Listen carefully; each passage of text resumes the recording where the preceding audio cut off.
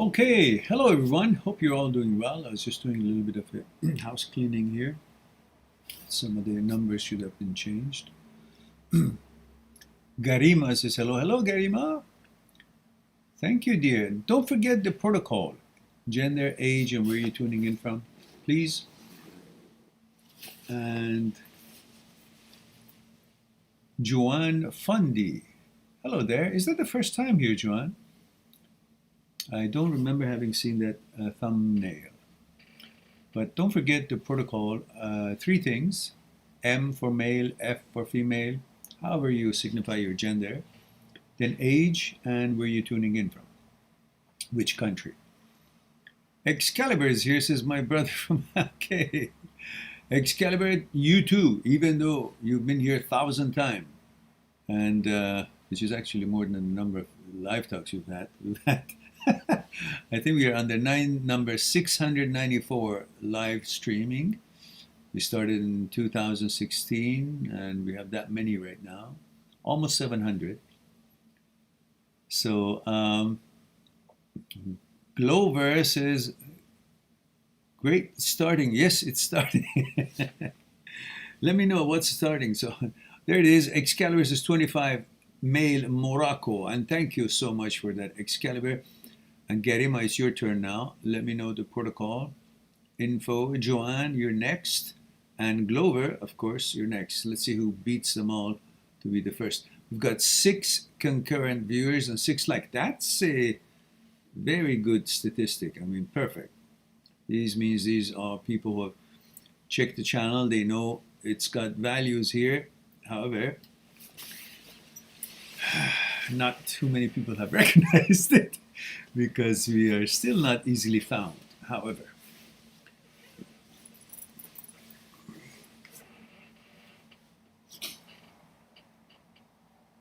Excalibur says, but when I discovered you in 2015, I was staying in Spain. Yes, yes, yes. So you're now in Morocco, are you? I see. Aman is here. Says, hello, Mehran, 19 male India. Thank you for that. Excalibur says, well, gold is not easily found. Well, listen, I drink to that and thank you. Salute for that wonderful positive energy.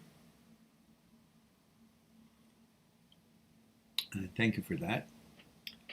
And Joanne says, I'm from Africa, Kenya. Welcome, welcome. It says, I'm female. Thank you for that. Got your video because I'm going through a breakup. Aha, all right. And you forgot one thing, Joanne. Age. Don't hide it. We all have age. The difference between you guys and I is that I have aged, but you guys haven't aged, which is good for you. But hey, there was a time that I just had an age. I hadn't aged. Excalibur says, yes, haha, this is my pleasure. Yeah. Thank you very much for that. So now we have some anomalies. 6 concurrent viewers and 7 likes. That is very interesting. How could that happen? God knows. I mean, somebody came in, liked it, and then left. Didn't like it, but forgot to change their like to not like. What can I say?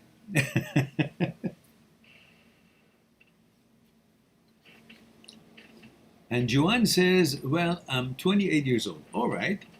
Spring chicken. So we've got all the spring chickens here. 28, 25. And Grima is hiding the age here and other information. We'll get it out of her eventually. Wait till she asks the question. We will hold that hostage. Let me, guys, I'll be right back.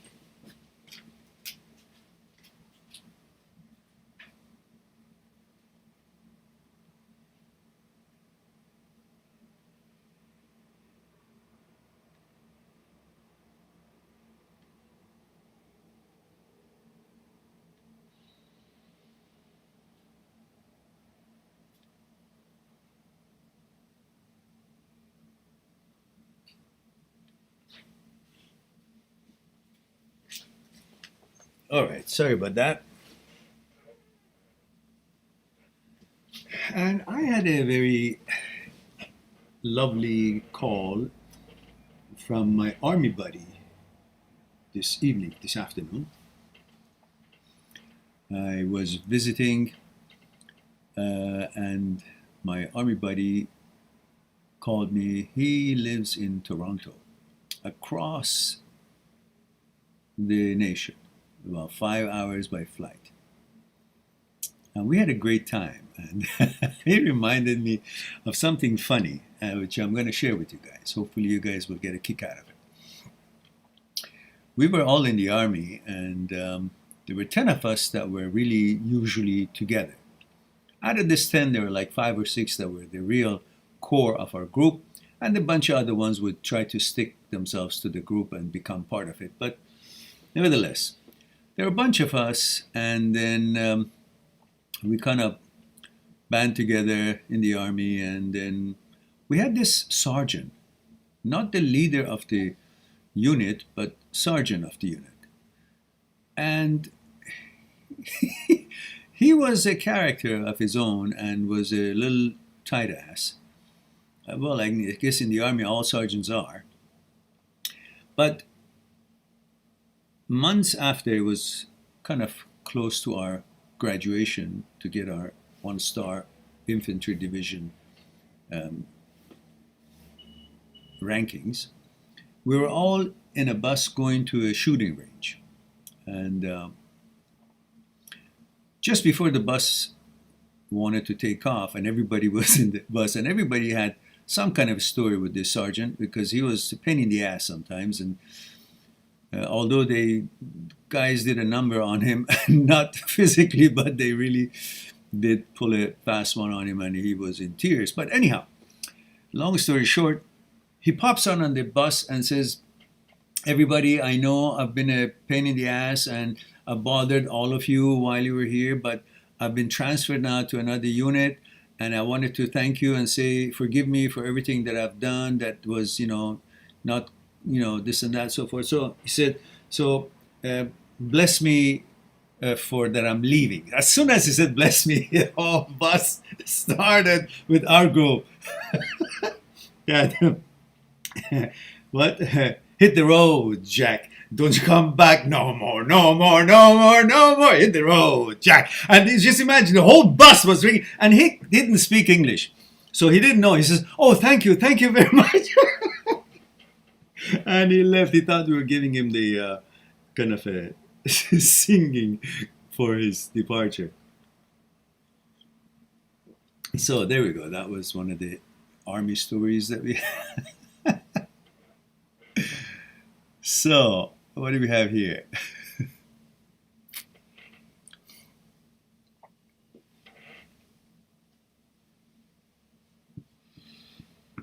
We have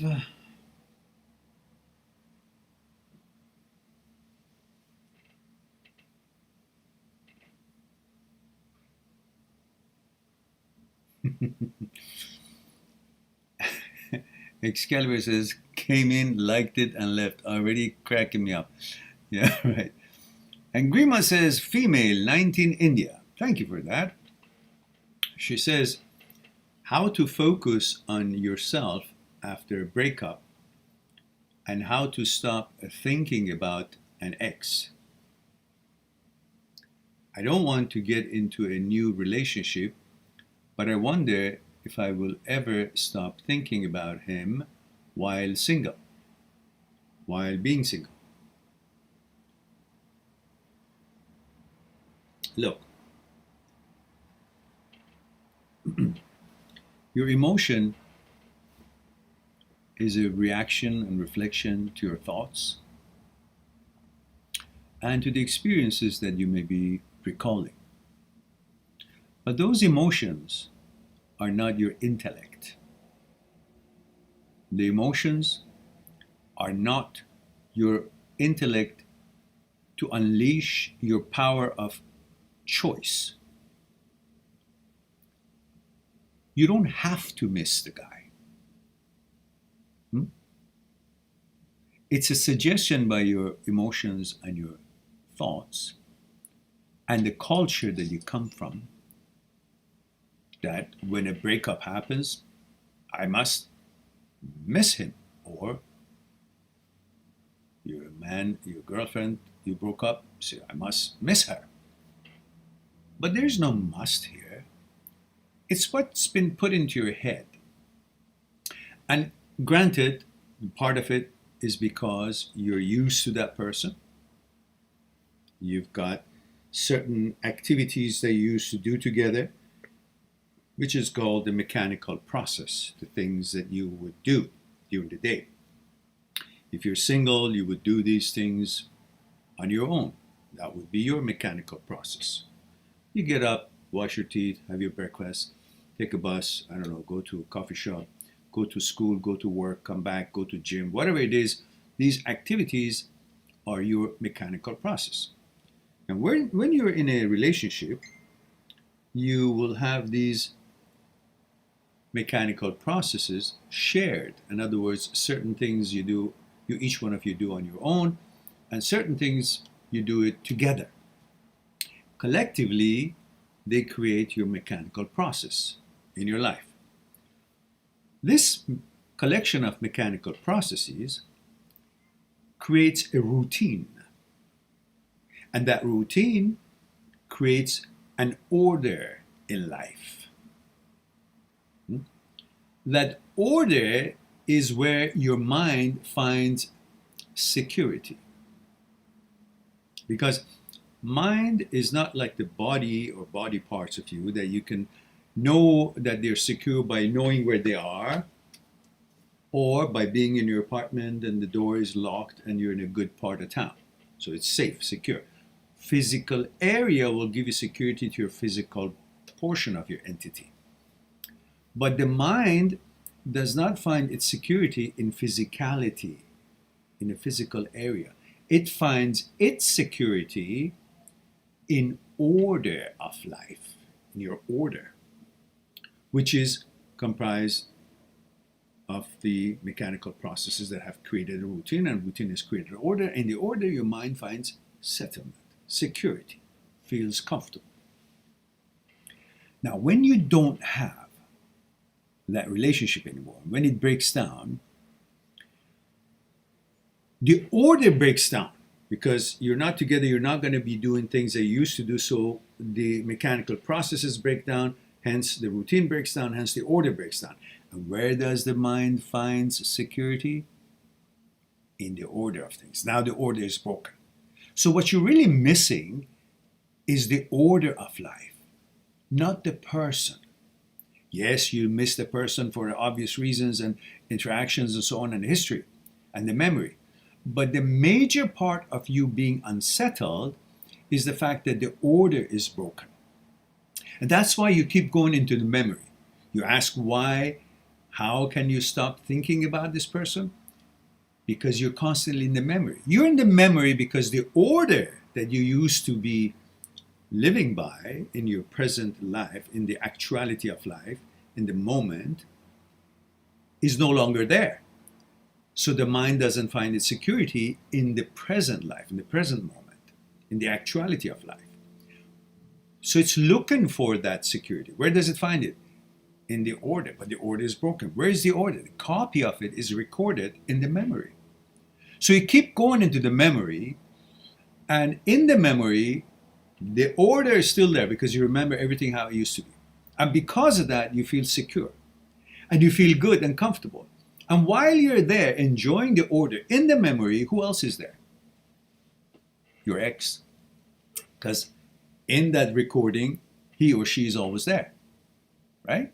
So you think then I feel comfortable, I feel secure because the ex, you're thinking about the ex. It's not because you're thinking about the ex, because you're in the recording of the order that once existed, and that's why you feel secure. That's why you keep going to the memory. That's why you keep thinking about your ex.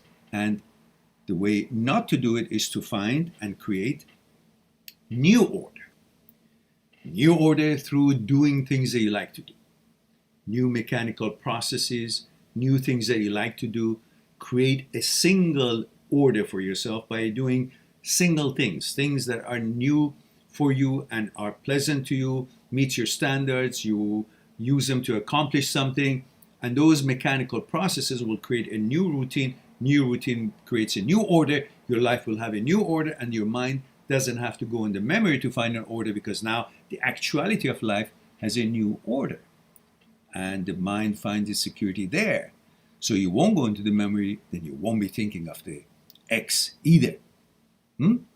So the key to not thinking about your X is to create a new order. To create a new order means to create new mechanical process, things that you want to learn, things you want to accomplish, things that you always wanted to do, new friends, new places, new endeavors, new projects. And that starts a whole new life. And then you would have no reason to go into the memory and then, have the X there and then miss the X or whatever. So that's just the short of the long.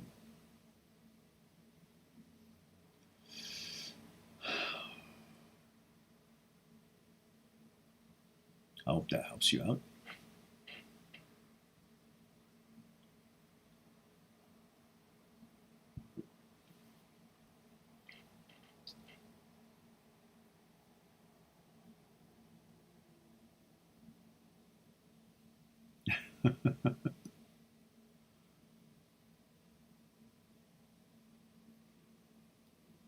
There we go. 13 viewers and 11 likes. That's pretty good. And there's Ash says, all right, I'm here to moderate. You animals. Righto. Everyone is here friendly. And they're old timers. We don't have any trolls and no assholes here.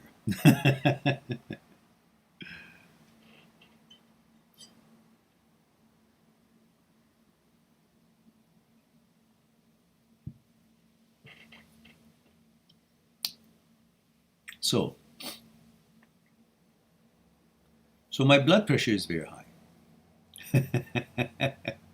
Super high. So I have to deal with it. I'm going to see my doctor on Monday morning. Couldn't see him earlier. So hopefully I'll survive till then.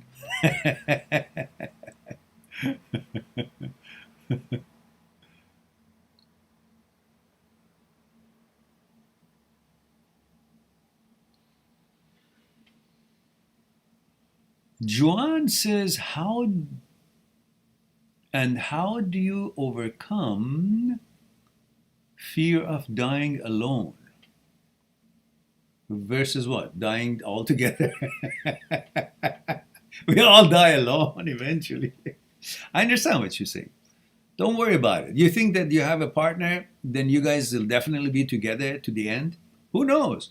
Maybe you have a partner and close to the end and he or she leaves. Then what? It's even worse. Better get used to being alone. At least you can handle it. There's no surprises more than the surprise at the end.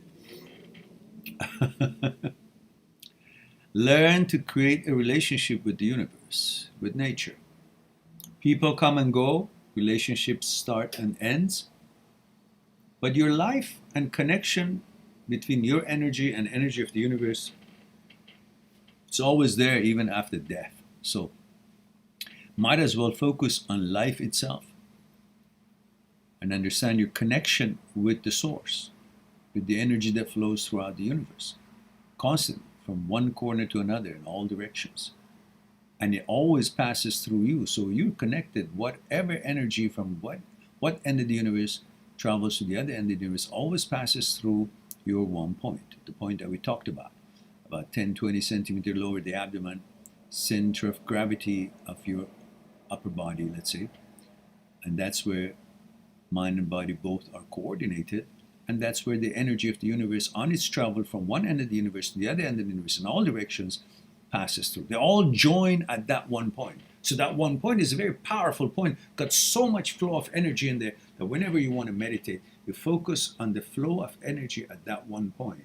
That is the center of the universe, and where all the energy lines from all corners of the universe, going from one end of the universe to the other end of the universe, all join together and pass through your one point, which you become center of the universe, and the one point becomes the center of the universe. And that's where you focus to imagine and be one with that flow that is happening in that point, in that one point. passes through and continues to the other ends of the universe. And you focus on that flow. You don't have to travel with it. Just observe the flow at the one point. Sit there and observe the flow at the one point. It's not static, it's moving because it's a flow, but every moment is different because the flow is continuous, it's new every second. So it's not boring, and it's a wonderful dynamic way of meditating, calm, and at the same time recognizing that you're one with the universe, and you and universe are one. And in turn becomes one point in the lower abdomen and continues condensing. And you focus on the flow as that point condenses further. But you focus on the flow that is passing through that one point. You keep doing that. Sit there and focus. Observe the flow through the one point. And before you know it, the energy of the universe has filled you up, and you get so much more confidence and connection with the nature, which makes a difference in life as far as whatever you want to accomplish and the confidence level that you want. And you won't be timid. You won't be feeling kind of inferior toward anything, anybody, any situation, because you're now connected to the actual energy flow of the universe, nature. All right, having said that, let's see.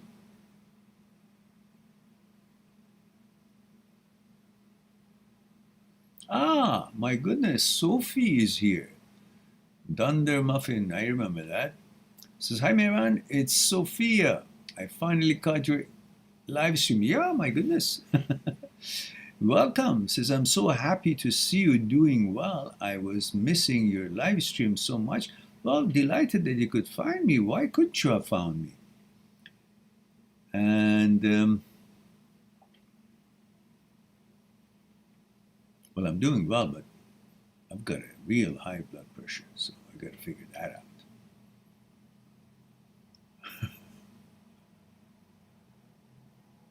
Ash says, you overcome it with exposure. Oh, you're talking to someone. Okay, good.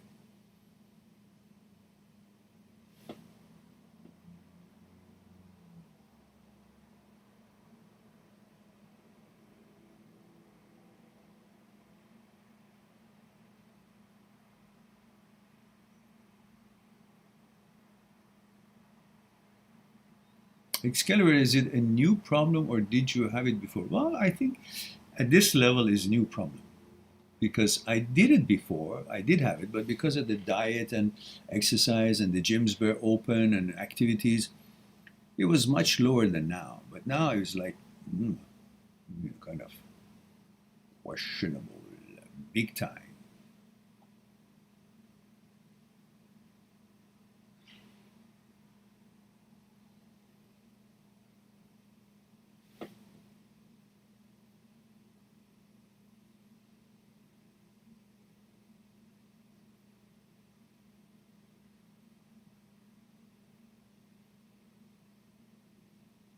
Garima says, do we ever stop thinking about an ex without a new relationship? Yes. But if you do what I suggested, in other words, if you just don't have new order in your life, then you'll keep remembering and recalling the old order. And in the old order, there's the ex. So through that, you're constantly rewiring your brain, or through neuroplasticity, you're encouraging to become really good at thinking about the ex. The more you think about the ex, the more it becomes part of your habit. Once it's created as a habit, then it becomes your crutch, like you gotta lean on it. You gotta always think about it in order to feel balanced, because that's a habit.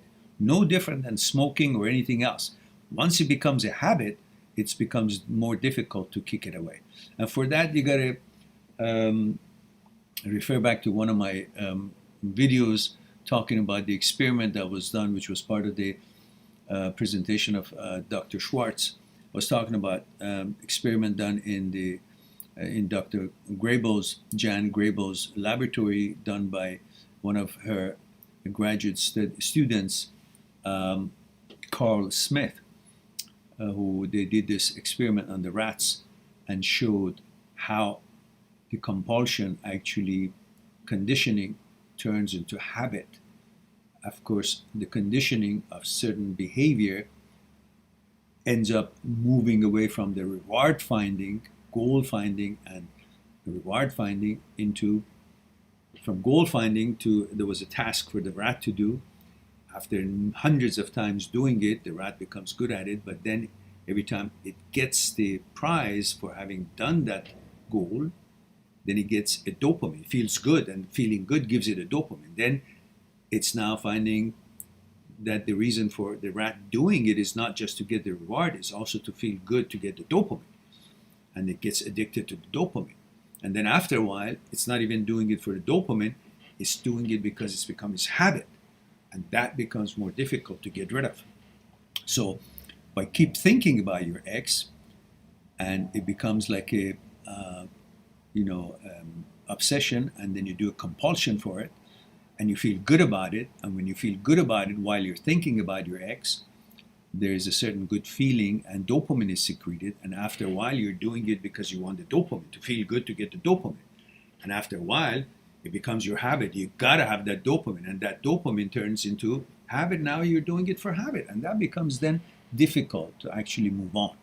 So the more you become active in other things and finding hobbies and things that you like to, not necessarily another relationship, that's nonsense, but creating a new mechanical process, therefore a new order, routine and order, then you will be able to move away from conditioning yourself to think about the ex.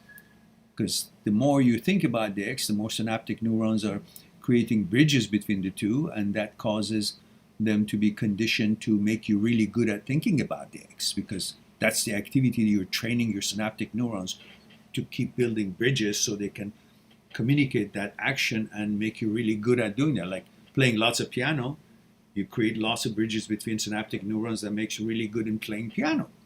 But when you don't play it for a while, the synaptic neurons that have been built to make you good in playing piano are going to be marked by microglial cells, and they're going to go around, find them, and destroy all these bridges that have been marked by protein CQ1, which is part of the job of the glial cells, and microglial cells go and find them and destroy it. I don't exactly remember exactly what I said in that video, but you can find that says how to delete memory, how to delete your memory. That explains step by step, because it was pretty fresh in my mind and the detail is there.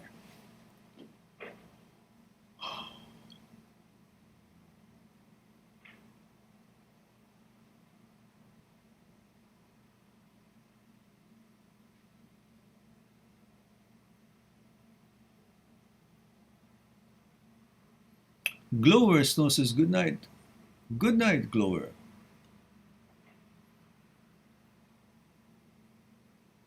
Excalibur says, I think lockdown is the blame. Yeah, probably so.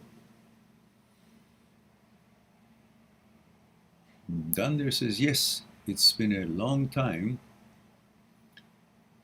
It sucks that we have such a big time difference. Here in Chile, it's 12:28 a.m. I've been studying like crazy for my bar exam, law school. Good to talk to you all again. Well, wonderful of you to be here. But remember, we also had a 1 o'clock on Saturdays. We have 1 o'clock on Saturday. On Saturday, 1 o'clock is only what 3 o'clock for you? 3 in the afternoon. So, no excuses, Sophia. No soup for you. And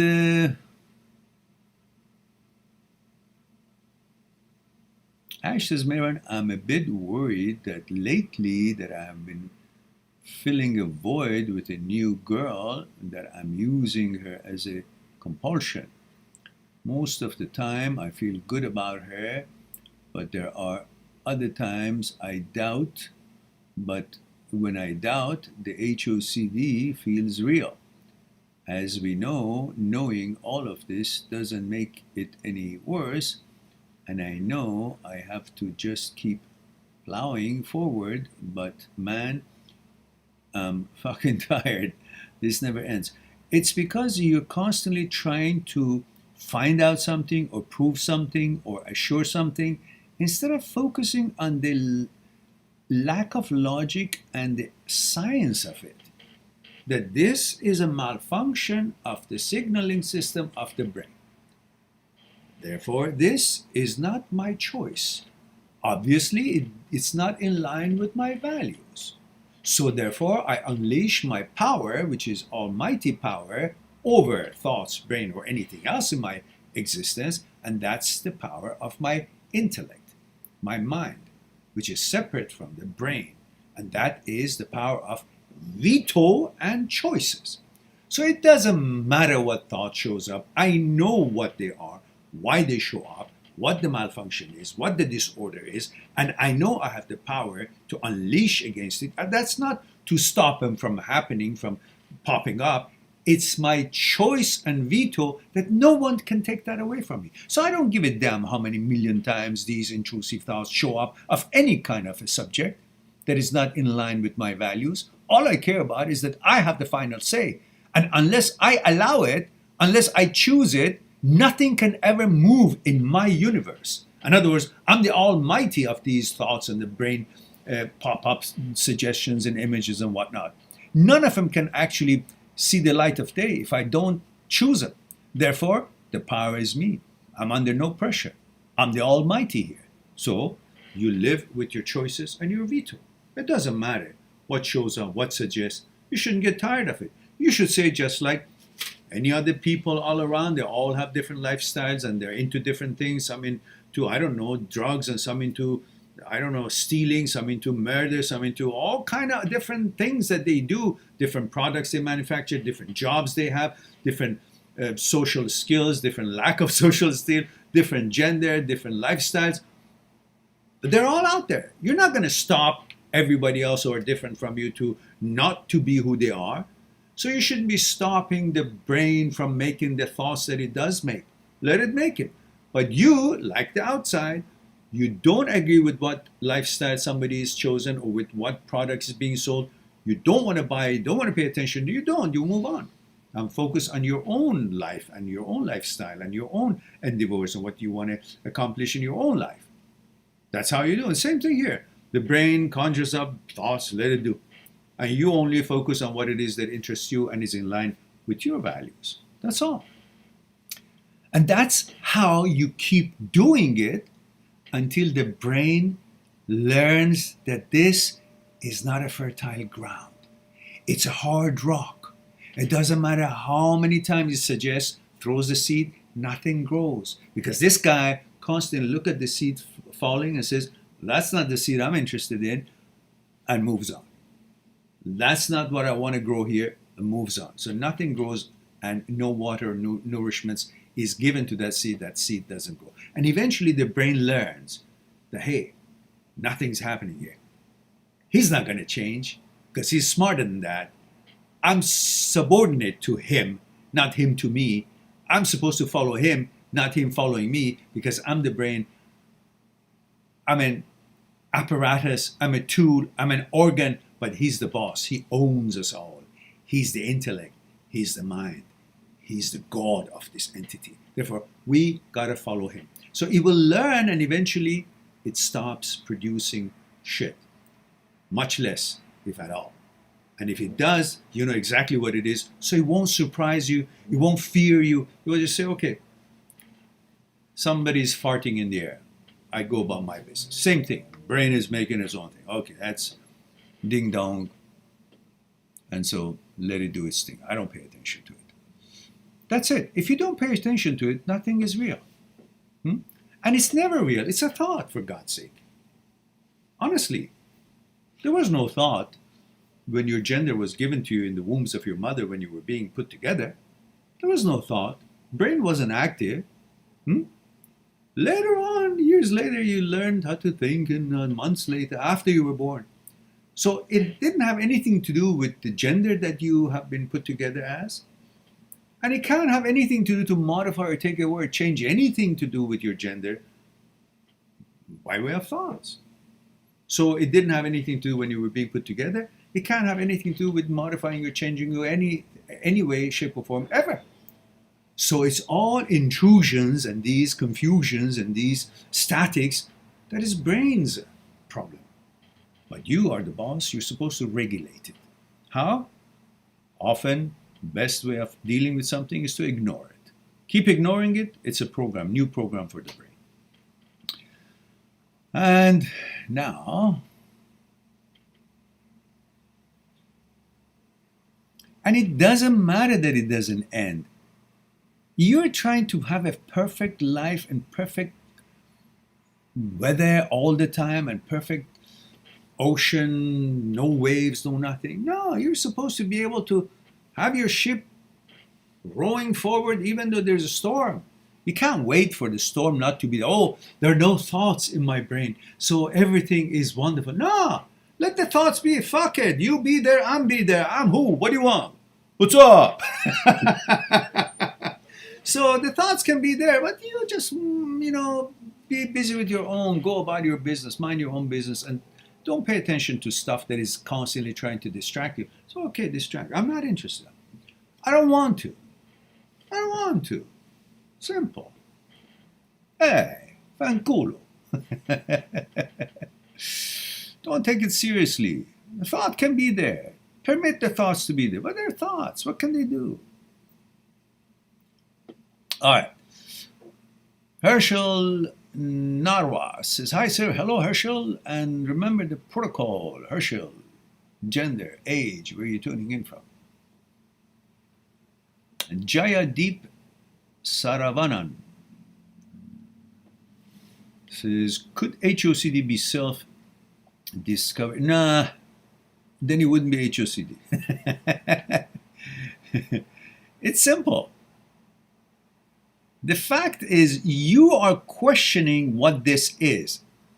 If you were that, you would not be questioning it. You would not be surprised. You would not feel, what the hell is this? You would not say, oh, I don't want this to be in my head. Yeah, it's like somebody says, hey, you like women? You say, yeah. You don't say, oh. So the fact that you question it, that means that's not any denial or anything. Like, it just means that it's intrusive thoughts. The problem is that you guys think brain is intellect and brain is you. So you think whatever shows up in the brain's screen, that describes or identifies you. It doesn't. It doesn't.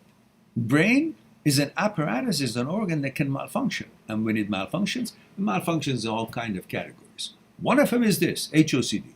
The other one goes nuts and becomes crazy. The other one has got OCD. The other one has got all kinds of dysfunction in the mental problems and mental issues. That's all to do with the brain's malfunction, So when you're heterosexual, you get intrusive thoughts about not being heterosexual. Well, that's malfunction of the brain. Why would you think that the brain is right, but you who have been here before the brain was ever given to you, we were here as a human beings 40,000 years ago when the brain was added to us. We were here as a human beings a million years before that. So we were here, brain was added to us. So why would you think what was added to you takes priorities over what you've been there and you're the actual host of this thing, apparatus that was added to you? You can't say that. You can't say what's added to me. My kidney is more, intelligent than I am. When it says to me, my intestine is more intelligent. When it farts, that means that says something about me. Yeah, it says you have too much cabbage. That's all it says. But you're thinking, oh no, that must mean I'm a fart. You come up with all kinds of things that's got nothing to do with the actual function of this organ. Let the organ function. It makes thoughts. God damn it, let it make thought. Whatever makes thought, doesn't matter. Don't try to stop it. Just go on with your vetoes and your choices. That's how you do it.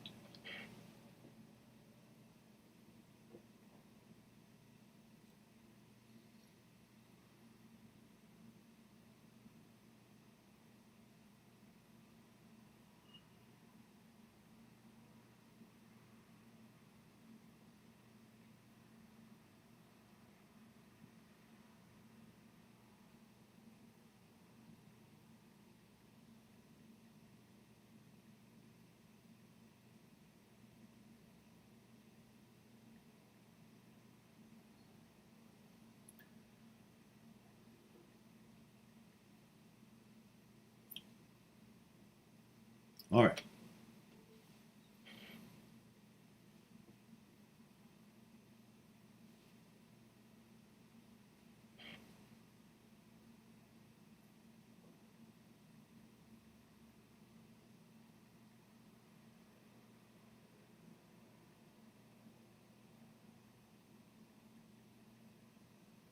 So let's see what we have here. Blas says, hi, male 42, Croatia. I'm divorced 3 years ago, 2 children. I have a problem that I am insecure about me and my ex having new partners. In me, I can feel that I am not good and she will find better man. Well, how to calm myself? Just don't believe what you just said. She can find a better man. Who cares? You're going to find a woman that works for you. That's all you have to worry about. What she chooses and who she's with is not going to downgrade you. It's not going to make you better or worse. You are who you are. And she can choose whatever she wants. That has got nothing to do with giving you or taking any value away from you. That's what you should focus on.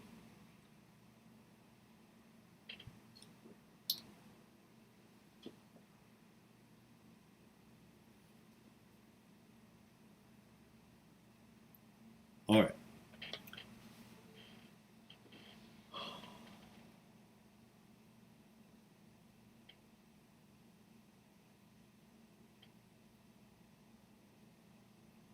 Khaled Tarabet says, just broke up with my girl and I blame myself for it. I wasted her time. Can you please help me overcome this? And what do you mean wasted your time? What is it? Your time doesn't worth anything, only hers does? It was an experiment. You guys were together. Worked out great. Didn't work out, didn't work out. You know, you were a good person and hopefully you didn't abuse her. So all is good. And Jaya Deep says, before OCD, I always loved girls, and like in beginning of HOCD, I would die from the thoughts. Now I feel like I'm getting aroused and I'm suppressing because just you're trying to interpret it. Just don't interpret. Just understand what your choices are. Anything that is not in line with your choices and your values, that's it.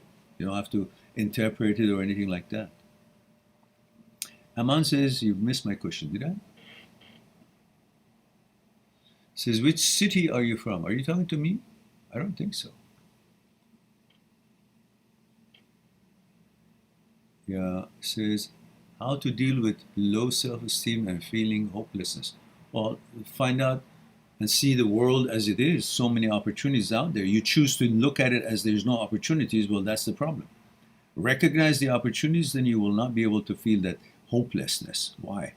So much opportunities. Yeah? And self-esteem is your choice. You want to think low about yourself? Okay. But you don't have to. Nobody has anything over you, but you create that belief in your head and then you go for it. Don't.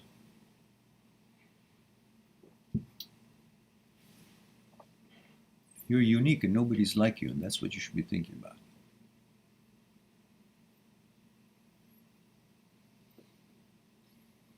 All right.